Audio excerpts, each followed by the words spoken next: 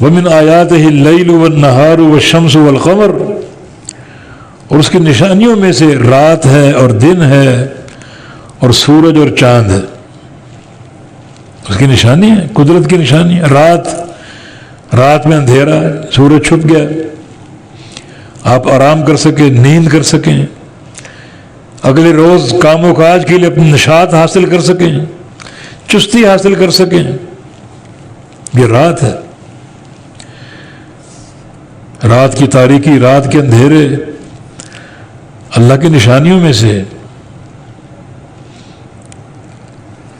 اور یہ رات اور اس کی تاریکی اللہ کے نیک بندوں کے لیے گویا ایک بہار کا وقت آ گیا، جب وہ اٹھتے ہیں بستروں کو چھوڑ کر، رب تعالیٰ سے راز و نیاز کرتے ہیں، چھپ کر اندھیرے کی تاریکی سے فائدہ اٹھا کر.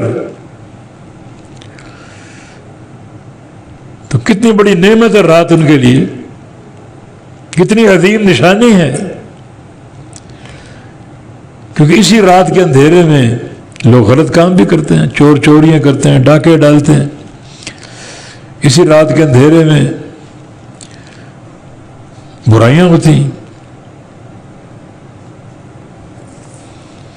لوگ چھپ چھپا کر کہاں پہنچ جاتے ہیں. اسی رات کے اندھیرے میں فاحشہ عورتیں گھروں سے نکلتی ہیں، برسر عام لوگوں کو دعوت دیتی ہیں. مگر جہاں ایسے لوگ ہیں وہاں یہ نیک لوگ بھی ہیں جو رات کی تاریکی سے فائدہ اٹھا کر، بستروں کو چھوڑ کر رب تعالیٰ سے تنہائی میں چپ کے اور اندھیرے میں راز و نیاز کرتے ہیں، دعائیں کرتے ہیں، استغفار کرتے ہیں، رحمت طلب کرتے ہیں. تو اللہ تعالیٰ کی عجیب نشانی ہے یہ. اس طرح دن بھی اس کی نشانی. اندھیرے چھٹ جاتے ہیں، اجالا پھیل جاتا ہے، ہر چیز واضح نظر آ رہی، تاکہ دن کے اجالے میں آپ کام کاج کر سکیں، اپنی معیشت کو مستحکم کر سکیں، معاش کے لیے نکل سکیں، روزی کمانے کے لیے. یہ اللہ کی نشانی بہت بڑی. اور سورج اور چاند بھی غور تو کرو. سورج اور اس کی رفتار، اس کی طلوع ہونا، غروب ہونا ایک وقت مقرر پر، جو اوقات طے کر دیے گئے، پورا سال ایک لمحے کا فرق نہیں آتا. اس طرح چاند ہے، چاند کی منزلیں، چاند کا نکلنا، چاند کا چھپنا، بڑا چھوٹا ہونا اللہ کی نشانی ہے. تو لا تسجدوا للشمس ولا للقمر، تو مت سجدہ کرو سورج کو اور نہ چاند کو. نہ سورج کو سجدہ کرو نہ چاند کو.